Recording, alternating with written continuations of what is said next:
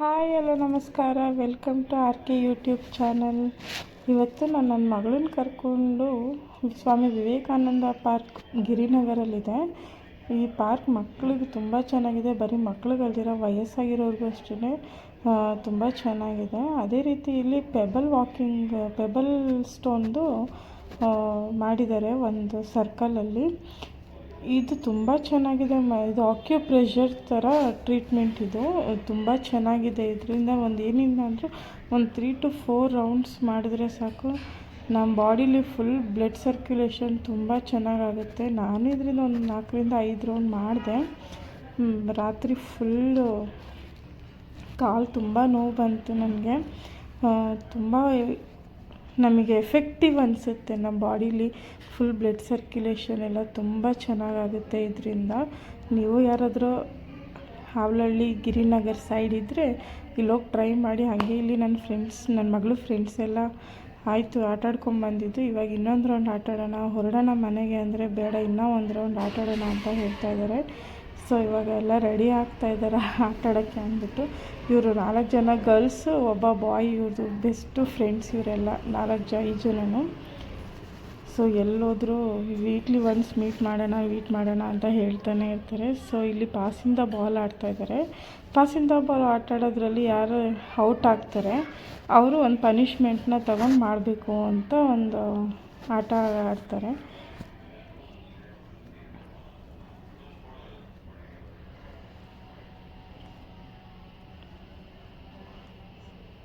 ತುಂಬ ಚೆನ್ನಾಗಿರುತ್ತೆ ಇವ್ರು ಆಟ ಆಡೋದು ನೋಡೋಕ್ಕೂ. ಒಂದೊಂದು ಸತಿ ಅನಿಸ್ಬಿಡುತ್ತೆ ಮಕ್ಕಳನ್ನೆಲ್ಲ ಕರ್ಕೊಂಡು ಹೋಗಬೇಕು ವಾರಕ್ಕೊಂದು ಸತಿ ಅಂತ ಅಂದ್ಬಿಟ್ಟು.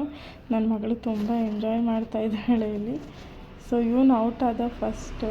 ಸೊ ಇಮಿಟೇಟ್ ಮಾಡಬೇಕು ಯಾರನ್ನಾದರೂ ಅಂತ ಅಂದಿದ್ದಕ್ಕೆ ಇವನು ಇಮಿಟೇಟ್ ಮಾಡ್ತಾಯಿದ್ದ. ತುಂಬ ಚೆನ್ನಾಗಿ ಮಾಡ್ತಾಯಿದ್ದ. ಬಟ್ ಅವ್ನಿಗೇನು ಫೀಲ್ ಆಗ್ತಾ ಇರಲಿಲ್ಲ. ಇಲ್ಲಿ 4 ಜನ ಗರ್ಲ್ಸು, ನಾನು ಒಬ್ಬನೇ ಬಾಯ್ ಅಂತ. ಅವ್ನು ತುಂಬ ಚೆನ್ನಾಗಿ ಎಂಜಾಯ್ ಮಾಡ್ತಾಯಿದ್ದ. ನೆಕ್ಸ್ಟ್ ಇವಳು ಕ್ಯಾಟ್ ವಾಕ್ ಮಾಡು ಅಂತ ಅಂದರೆ ಈ ಥರ ಮಾಡ್ಕೊಂಬಂದ್ಲು. ನೆಕ್ಸ್ಟು ನೈದಿತಿ ಔಟ್ ಆಗ್ತಾಳೆ. ಸೊ ಅವಳಿಗೂ ಅಷ್ಟೇ ಒಂದು 10 ಟೈಮ್ಸ್ ಬಾಲ್ನ ಬೌನ್ಸ್ ಮಾಡಬೇಕು ಅಂತ ಹೇಳಿ. She is lefty but she will doing better. ತುಂಬ ಚೆನ್ನಾಗಿ ಮಾಡ್ತಾಳೆ.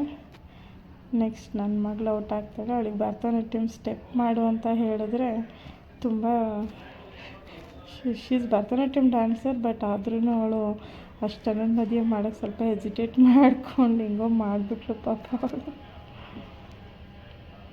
ಈ ಥರ ಮಕ್ಕಳನ್ನ ಅವಾಗವಾಗ ಪಾರ್ಕಿಗೆ ಕರ್ಕೊಂಡು ಹೋಗ್ತಾಯಿದ್ರೆ ಅವ್ರಿಗೂ ಒಂದು ಚೇಂಜಸ್ ಇರುತ್ತೆ. ಪೇರೆಂಟ್ಸ್ ಆಗಿರೋ ನಮಗೂ ಒಂದು ರಿಲೀಫ್ ಸಿಕ್ತಂಗೆ ಆಗುತ್ತೆ. ಸೊ ನನ್ನ ಮಗನ ಒಂದು ಸತಿ ನಾನು ನೆಕ್ಸ್ಟ್ ಟೈಮ್ ಕರ್ಕೊಂಡು ಹೋಗಬೇಕು ಅಂತ ಅಂದ್ಕೊತಾ ಇದ್ದೀನಿ, ಅವನ ಫ್ರೆಂಡ್ಸ್ ಜೊತೆಗೇ. ಸೊ ಇವಳ ಫ್ರೆಂಡ್ಸ್ ಜೊತೆಗೆ ಅವನ್ನ ಕರ್ಕೊಂಬಂದರೆ ಅವಳಿಗೆ ಸ್ವಲ್ಪ ಟೈಮ್ ಸಿಗೋಲ್ಲ ಆಟಾಡೋಕ್ಕೆ ಅಂದ್ಬಿಟ್ಟು ಅವಳು ಬೇಡ ಅಂದ್ಲು. ಸೊ ಅದೇ ಪಾರ್ಕಿಂದ ಆಚೆ ಬಂದರೆ ಇಲ್ಲೆಲ್ಲ ಚಾಟ್ಸ್ ಇದೆ. ಹಾಗೆ ಮಕ್ಕಳು ಚಾಟ್ಸ್ ಹೊಟ್ಟೆ ಹಸಿತಾ ಇದೆ, ತುಂಬ ಚೆನ್ನಾಗಿ ಆಟ ಆಡಿದ್ರು. ಸೊ ಹೊಟ್ಟೆ ಹಸಿತಾ ಇದೆ ಅಂತ ಹೇಳಿದ್ರು. ಸೊ ಅಲ್ಲಿ ಒಂಚೂರು ಕಾರ್ನ್ ಏನಾರು ಕೊಡಿಸ್ಬಿಟ್ಟು ಆಮೇಲೆ ಇಲ್ಲ ನಮಗೆ ಪಾನಿಪುರಿ ಬೇಕು ಅಂತ ಅಂದರು. ಆಮೇಲೆ ಕರ್ಕೊಂಬಂದ್ವಿ ಪಾನಿಪುರಿ ತಿನ್ನೋಕ್ಕೆ ಅಂದ್ಬಿಟ್ಟು. ಅಷ್ಟರೊಳಗೆ ಸಂಜೆ ಆಗೋಗ್ಬಿಟ್ಟಿತ್ತು. ಸೊ ಇನ್ನು ಮನೆಗೆ ಬಂದು ನಾನು ಈವ್ನಿಂಗ್ ಡಿನ್ನರ್ಗೆ ಏನಾದರೂ ರೆಡಿ ಮಾಡ್ಕೊಬೇಕಲ್ವ. ಸೊ ಬೇಗನೆ ಮನೆಗೆ ಬಂದೆ ನಾನು.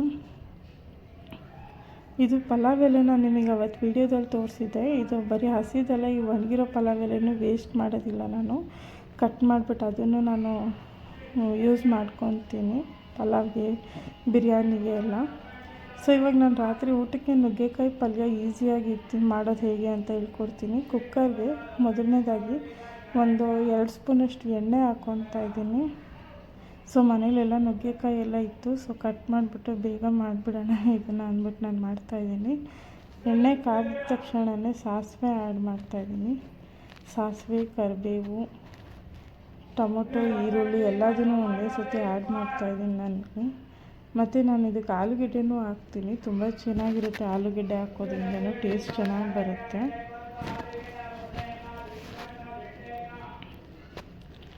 ಇದು ನಾನು ಸಾಂಬಾರು ಪೌಡರ್ ಮಾಡಿಕೊಂಡಿರ್ತೀನಿ ಅಲ್ವಾ, ಅದು 1.5 ಸ್ಪೂನ್ ಹಾಕ್ತಾಯಿದ್ದೀನಿ. ಧನಿಯಾ ಪುಡಿ 1.5 ಸ್ಪೂನ್ ಹಾಕ್ತಾಯಿದ್ದೀನಿ. ಉಪ್ಪು ರುಚಿಗೆ ತಕ್ಕಷ್ಟು ಹಾಕಿ ಎಲ್ಲ ಚೆನ್ನಾಗಿ ಒಂದು 5 to 10 ಮಿನಿಟ್ಸ್ ಚೆನ್ನಾಗಿ ಫ್ರೈ ಮಾಡ್ಕೊಬೇಕು. ಈರುಳ್ಳಿ ಎಲ್ಲ ಸ್ವಲ್ಪ ಒಂದು 10 ನಿಮಿಷ ಬ್ರೌನಾಗಿ ಬರಬೇಕು. ಸೊ ಇದಕ್ಕೆ ನಾನು ಕರೆಕ್ಟಾಗಿ ಒಂದು ಲೋಟ ನೀರು ಹಾಕ್ತಾಯಿದ್ದೀನಿ. ಸ್ವಲ್ಪ ಗೊಜ್ಜು ಬೇಕಲ್ವ ರಾತ್ರಿ ಚಪಾತಿಗೆ ಅಂತ ಅಂದ್ಬಿಟ್ಟು ಸ್ವಲ್ಪ ಗೊಜ್ಜು ಥರ ಮಾಡೋಣ ಅಂದ್ಬಿಟ್ಟು ಒಂದು ಲೋಟ ಹಾಕ್ತಾಯಿದ್ದೀನಿ ನಾನು ಇದಕ್ಕೆ. ಸೊ ಕನ್ಸಿಸ್ಟೆನ್ಸಿ ಸಾಕು. ಸೊ ಇದಕ್ಕೆ ನುಗ್ಗೆಕಾಯಿ ಹಾಕ್ತಾಯಿದ್ದೀನಿ ಇವಾಗ.